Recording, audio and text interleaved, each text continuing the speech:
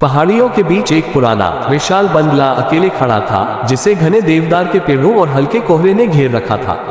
पूरे वातावरण में एक अजीब सी नमी और रहस्य भरा एहसास था। विक्रम, एक 30 वर्षीय युवक, इस बंगले के गेट के पास खड़ा था। उसके हाथ में एक बैग था और आंखों में कई सवाल। ये बंगला वर्षों से वीरान पड़ा था, लेकिन विक्रम ने इसे कुछ दिनों के लिए रहने के लिए चुना था। अंदर कदम रखते ही उसे ठंडी हवा का झोंका महसूस हुआ। विशाल कमरों की दीवारों पर पुरानी धूल भरी पेंटिंग्स टंगी थी। लकड़ी के तख्तों से सजे फर्श पर हल्की दरारें थीं, जो उसके हर कदम के साथ चरमरा उठती थीं। रात के समय विक्रम ने जैसे ही सोने की कोशिश की, उसे हल्के कदमों की आहट सुनाई दी। वह चौकन्ना होकर उठा और खिड़की के पास गया। शीशे पर किसी की ठंडी सांसों के निशान उभर आए थे। उसकी रीढ़ में सिहरन दौड़ गई, लेकिन उसने इसे अपनी कल्पना मानकर नजरअंदाज कर दिया।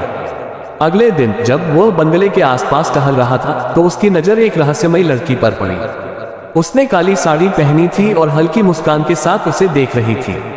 लड़की ने पूछा, क्या तुम यहाँ अकेले रहते हो? उसकी आवाज में एक अजीब सा आकर्षण था, जो विक्रम को अंदर तक महसूस हुआ। बातचीत के दौरान लड़की ने अपना नाम परी बताया और कहा कि वह पास के गांव में रहती है। परी की आंखों में एक गहरी रहस्यमयी चमक थी।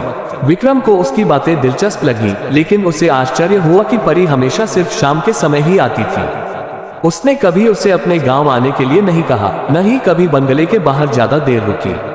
विक्रम का परी से मिलना एक आदत बन गई, लेकिन मन के किसी कोने में उसके बारे में कुछ अजीब महसूस होता रहा। एक दिन उसने गांव के एक बुजुर्ग से परी के बारे में पूछा। बुजुर्ग का चेहरा गंभीर हो गया और उन्होंने बताया कि 10 साल पहले इसी बंगले में परी नाम की एक लड़की रहती थी। उसकी शादी तय थी, लेकिन उसके प्रेमी ने उसे धोखा दे दिया। दुख और गुस्से में उसने इसी बंगले में आत्महत्या कर ली। तब से यह बंगला शापित माना जाता था और जो भी यहाँ रहने आता था, उसके साथ अजीब घटनाएं होती थी। विक्रम को यह सुनकर झटका लगा। लेकिन मैं तो परी से रोज मिलता हूँ, वह जिंदा है।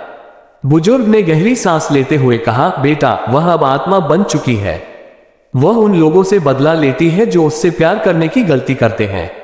विक्रम को यकीन नहीं हुआ और उसने सच जानने का फैसला किया। रात को जब वह परी से मिला, तो उसने उसका हाथ पकड़ा और गहरी नजरों से देखते हुए पूछा, परी, सच बताओ, तुम कौन हो? परी की आंखों में दर्द झलक उठा।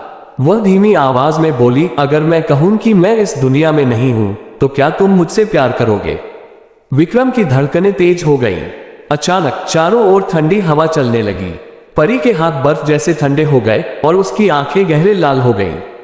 विक्रम को एहसास हुआ कि वह किसी सामान्य लड़की से नहीं, बल्कि एक आत्मा से प्यार कर बैठा था। उसने खुद को छुड़ाने की कोशिश की, लेकिन परी ने उसे कसकर पकड़ लिया। उसकी आवाज गंभीर और भयावह हो गई, तुम्हारे जैसे इंसानों ने मुझे धोखा दिया था। अब तुम भी इस बंगले में हमेशा के लिए रहोगे। विक्रम चीख उठा, लेकिन उसकी आवाज अंधेरे में गुम हो गई। अगली सुबह गांव वालों ने बंगले का दरवाजा खोला, लेकिन अंदर कोई नहीं था, बस एक पुराना आईना, जिसमें परी की धुंधली परछाई अब भी मुस्कुरा रही थी। विक्रम की सांसें तेज हो गईं। कमरे में हल्की ठंडी हवा बह रही थी, लेकिन उसके माथे पर पसीना छलक आया था। परी सामने खड़ी थी, या शायद वह परी नहीं, उसकी छाया थी। उसकी आंखें गहरे लाल हो चुकी थीं और उसकी मुस्कान में एक अजीब सा भय समाया हुआ था। तुम कौन हो? विक्रम ने कांपती आवाज में पूछा। परी ने धीरे धीरे उसकी ओर कदम बढ़ाए। अगर मैं कहूं कि मैं इस दुनिया में नहीं हूं, तो क्या तुम मुझसे प्यार करोगे? उसकी आवाज गूंजती हुई लगी, जैसे किसी गहरे कुएं से आ रही हो। विक्रम के कदम खुद ब खुद पीछे हटने लगे।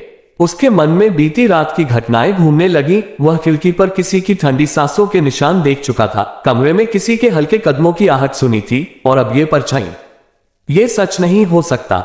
उसने खुद को यकीन दिलाने की कोशिश की, लेकिन परी अब हवा में तैर रही थी। उसके बाल हवा में उड़ रहे थे और चारों ओर अजीब सी फुसफुसाहटें गूंजने लगीं। तुम्हारे जैसे इंसानों ने मुझे धोखा दिया था। परी की आवाज अब डरावनी हो गई थी। अब तुम भी इस बंगले में हमेशा के लिए रहोगे। विक्रम चीखना चाहता था, लेकिन उसकी आवाज गले में ही घुट गई। कमरे की दीवारें स्याह पड़ने लगी और फर्श के नीचे से किसी के कराहने की आवाजें आने लगी।